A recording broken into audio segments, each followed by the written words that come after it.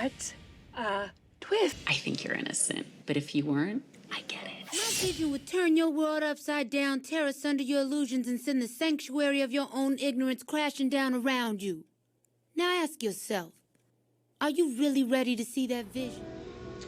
Welcome back. You know what it is. Reviewing all new content that comes to our streaming devices. Because you value your time, I gotta sift through it and let you know what's to watch and what's to skip. So today, we're gonna go ahead and actually review The Good Wife's Guide to Murder on Tubi. Bet you didn't see that one coming. Sometimes you gotta go ahead and actually review all the different ones just to see where there might be some hidden gems. So if you like that, click like, share, subscribe, all that kind of good stuff, and let me get into this review for you. The Good Wife's Guide to Murder. Now this premiered on Tubi on January 6th. Has a runtime of 1 hour and 24 minutes. So it doesn't take a lot of your time. Keep that in mind. Okay? Here's your storyline. After her husband is murdered, Kate is considered the prime suspect, thanks largely to her popular vlog, aptly titled A Good Wife's Guide to Murder. Using her own expertise in the area, Kate must delve through the other suspects and find her husband's killer in order to clear her name. I think you can kind of figure out who this is for, but in case it's not clear to you, let me let you know. Now this is a thriller mystery. And what other title that's happened over the past decade or so could I go ahead and actually say that this is similar to? How about the ABC series How to Get Away with Murder? That's what we're going to go ahead and actually go with in a comparison of trying to get in the headspace for where this film lives. Okay? Now, for the characters and the acting and development there, my main target audience, you're going to have a buffet of suspects to pick from.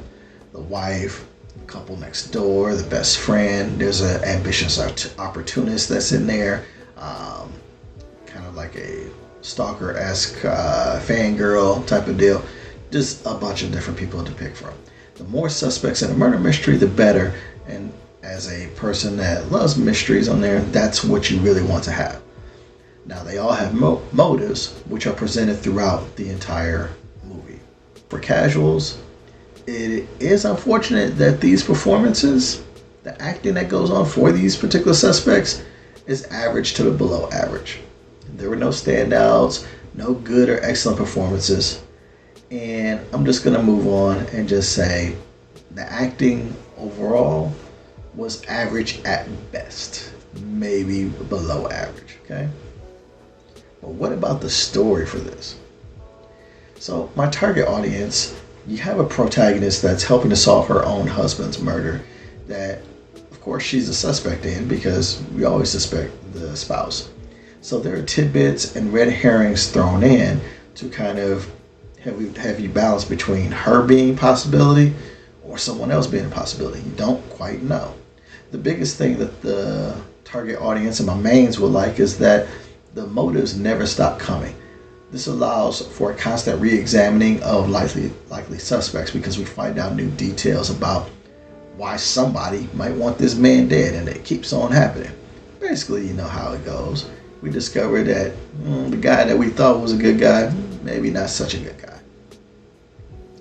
Now, if you're a casual viewer, the story isn't particularly unique. It's not like their lives were exciting, like they're rich, famous people, or that crazy, extenuated circumstances, or some kind of out of nowhere twist that's happening.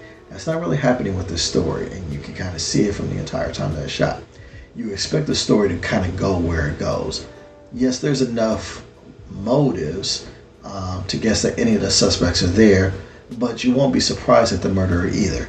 Meaning that they give you enough clues that whomever it does turn out to go and actually be, they were definitely on your suspect list at some point in time. So it's not like you're going to go ahead and actually have a major twist happening there. Now, for my main audience here, my mains that go ahead and actually looking at mysteries, this is a standard paint by numbers murder mystery. without good characters or a story. The setting, the scenery are boring. It's kind of shot to like an average network show. It's kind of really the way that it's shot. So it's nothing exciting. The only thing that stands out about this murder mystery is the profession of the main character as a professional vlogger. So the constant getting attention for views, being in a limelight for a vlogger that specializes in murder is something somewhat unique to this particular viewing experience. Meaning that that's your hook there of what she does, her title and all that kind of stuff. That's really the thing that goes and actually hooks you in as a target audience member. For casuals, we already kind of covered. There's not much to hook in there. So for my verdict for my main target demographic here, this isn't a must watch. This is kind of one of those, it would be a nice random murder mystery to turn on a lazy day when you've kind of watched all your must-see movies on your playlist. The murder reveal isn't out of nowhere, but I do think a person that likes mysteries will value seeing if they found the clues in the movie. I honestly think that they cheated to kind of have the reveal that they did have, meaning that you could definitely have thought that that person was the person that did it, but in order to get where they got to, some things were not always shown to us.